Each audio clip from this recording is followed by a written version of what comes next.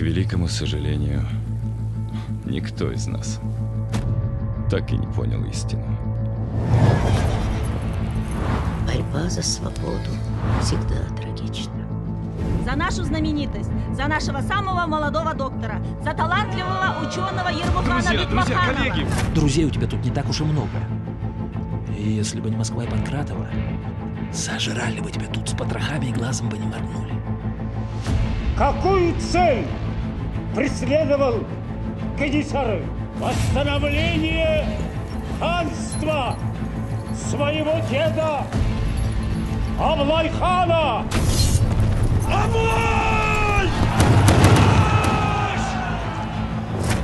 Я ваш следователь. Меня зовут Балатбек Бучин. Когда вы приходите к нам в гости, и первое слово, которое я хотел бы услышать из ваших уст, это «Мир вашему дому». Что-то происходит с нашей памятью. Истинная история стучится в наши двери. А мы... Я же говорил, что он волк в овечьей шкуре! Наш отец, Сталин. Ясно!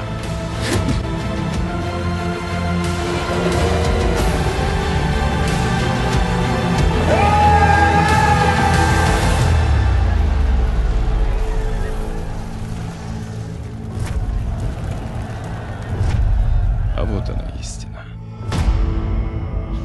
Если это моя вина, вот моя душа, вот моя голова.